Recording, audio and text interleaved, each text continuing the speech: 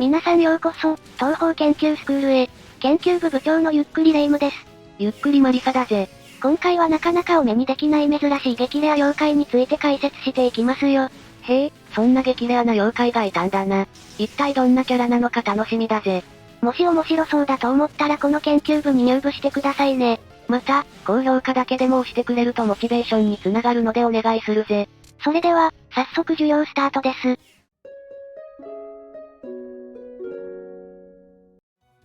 さて、まず紹介するのはこの寒い季節にぴったりのレキホワイトロックです。彼女は、寒い場所を好み人間を凍えさせて戦闘不能に陥れる恐怖の妖怪です。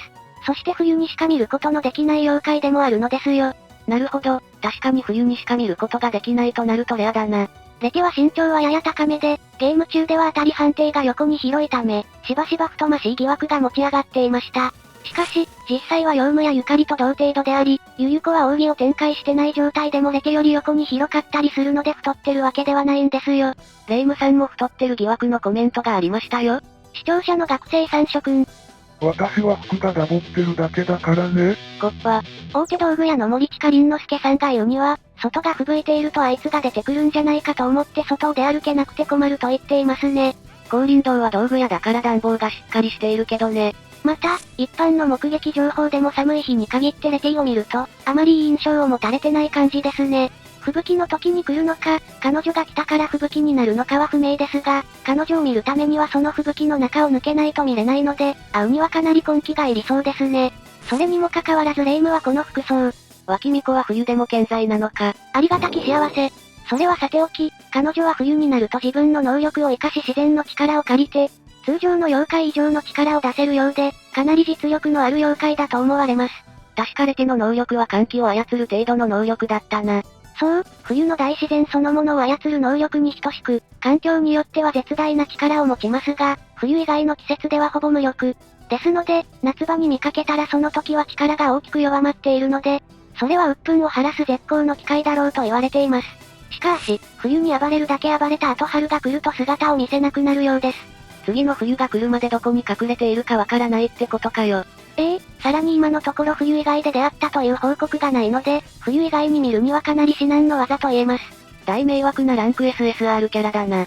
とはいえ、両用無の異変では長く終わらない冬を満喫していて、そこに通りかかった主人公たちが冬を終わらせようとしていると聞いて、声をかけたのですよ。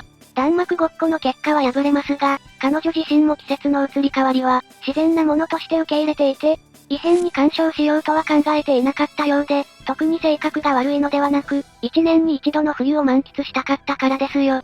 本気で攻撃したわけではなく、妖怪らしくからかいたかっただけってことか。そう、第一声の黒幕というセリフにこそ彼女の可愛らしい性質が現れていますね。また、レテはウィンバンの初期メンバーにもかかわらず二次創作ではあまり見ないようで、もっと出してほしいという声がちらほらありますね。ということで私と違って絵が上手い皆さん。レテのエチエチな同人誌よろしく頼む。なんでエチエチ系なんだよ。さて、次に純粋な地上ウサギで、東方栄夜正午面10ボスの稲葉亭です。迷いの竹林とその奥にある永遠亭を住処とする妖怪ウサギ。外見的には白いウサ耳と尻尾が最大の特徴の、黒髪の幼い少女です。身長はかなり低く書かれていることがほとんど。胸もマリサさんと同レベルのようですね。はぁ、私 H カップなんですけど。いや盛りに盛りすぎやろ。季節を問わずに薄桃色の涼しげな服を着ていて、スカートからは丸い尻尾を出せるようになっていますね。ちなみになんですが、テイのお布団は人参の模様がいっぱいで可愛いんですよ。またテイは、竹林や永遠亭に住む妖怪ウサギたちのリーダーであり、彼女らは全てテイの手下なんだぜ。テイはかつて高草氷と呼ばれていた時代からこの地に生きる最長老であり、迷いの竹林の持ち主なのです。それだけにテイは迷いの竹林を熟知していて、さらに幸運も持っているので、妖精さえも迷うと言われるこの地にあっても道に迷うことはないでしょう。竹林のことを全て知っているのは、なんとテイだけだとされていますね。あの迷いの竹林を熟知してるってすごいなテイ。実はいたずらウサギのテイは、他人に幸運を与えることができるのですよ。そのため別名幸運のウサギとも言われ姿を見た者には、幸せが訪れると言われています。しかしすばしっこくて、さらに迷いの竹林にいることが多いので残念ながら簡単に見つけることができないようですね。まさにソシャゲのガチャのようなキャラだな。私もこの前モンストに1万課金したのに爆死だったぜ。いやそこ破断家具あたりに課金せよ。迷いの竹林で迷った場合でも、霊を見つけることさえできれば運よく竹林を抜けることができますよ。ただ、せっかくもらった幸運も長持ちしないため竹林を抜けるだけでほぼ全て使ってしまうのです。また、迷うと妖怪に襲われる可能性のある迷いの竹林で、霊を見つけるために竹林に入るのは、東方部門式を書く亜級曰く無謀と言えますね。なるほど、霊をわざわざ見つけるために迷いの竹林に入るのは危険が伴うってことか。そもそも妖怪ウサギを見つけた時点で幸運であると言えるので、もともと幸運な人間しか見ることができないのではないかと推測されています。ちなみに4つ葉のクローバーで例えると、40葉のクローバー程度の幸運をもらえると言っていますよ。じゃあ永遠邸に住んでいる奴ら絶対ロト6買いまくってるじゃん。あ、そういえば邸は永遠邸に住んでいるんだから永遠邸に行けば会えるんじゃないか？マリサさんにしてはナイスアイデアですが、それでも見つけるのは困難でしょう。にしてはってなんだよ。暴月賞小説版で、エイリンは帝について気がついたらいて、気がついたらいなくなっているとその不思議な神出鬼没さについて語っていますね。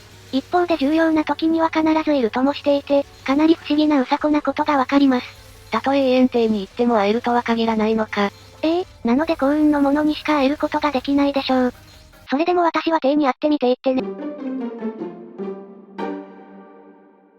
それでは、次に紹介するのは今回の主役で東方奇想天にて初登場した長エイクです。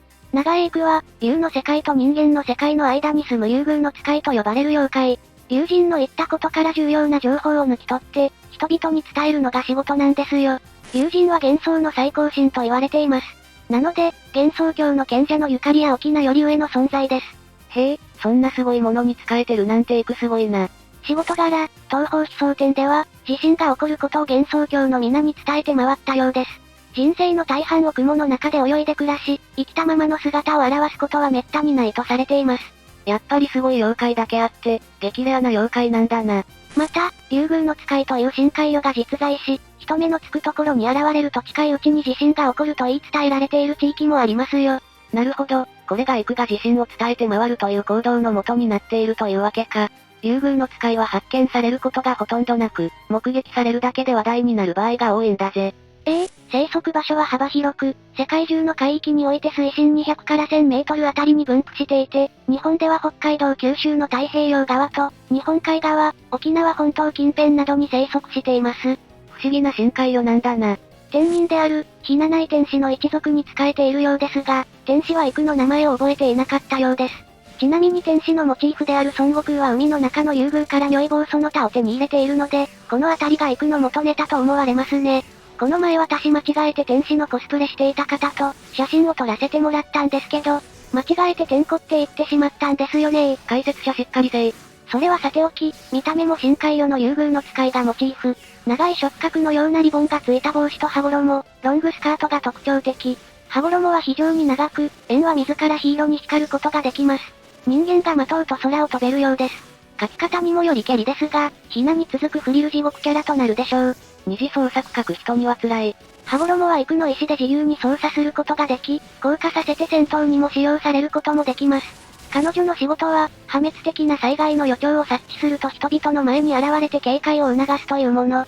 幻想郷ではあまり災害が発生しないのか、竜宮の使いは大変珍しい種族とされています。レミリア曰く姿を現すのは災害の前か死体になった時くらいとのこと。やっぱりめちゃくちゃ珍しい妖怪なんだな。実際、普段のイクは雲海の中を泳いで過ごしていて、まず人目につくことはないですね。また、イクの同僚が登場したことは一度もないので相当希少な妖怪ですね。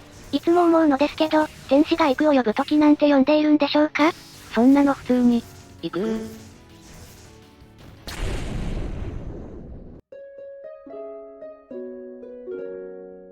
さて、ラストに紹介するのは第12弾東方精錬戦エクストラボスで初登場した宝珠ヌエ。地底に封じられていたヌエという妖怪です。もともとヌエの語はトラツグミのような夜に怪しい声で鳴く鳥の総称のようなものだったのですが、後の時代に怪物の名として定着しました。これは、怪物の姿がわからないのですが、ヌエに似た声をしているのでヌエと名付けられたようですよ。後世に作られたイメージは、猿の頭、虎の獅子、狸の胴体、蛇の尾持ち、翼もたずして空を飛び、陰気な鳴き声で人々を悩ませると言われています。見た目いかついのに嫌がらせが可愛い。また、ヌエが飛び回る際、雷が鳴ることから、雷獣とされることもあります。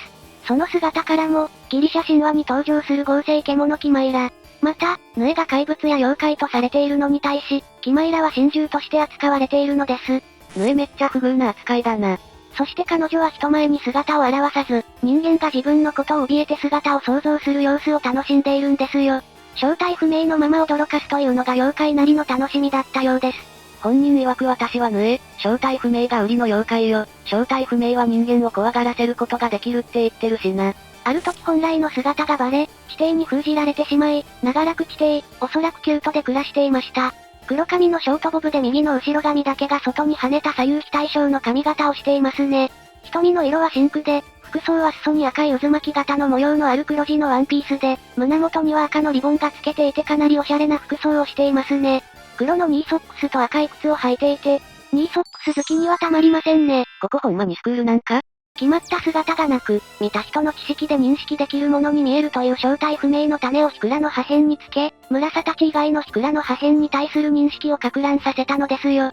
そして、白霊霊夢たちがその正体不明の飛行物体を集め出したので、正体不明に怯えない人間に興味を持ち、接触しようとしたのですが、これがエクストラステージのストーリーなんですよ。なるほどな、人間組からしたら UFO なんて興味がそそられることだもんな。また、彼女本人を探すには至難の技。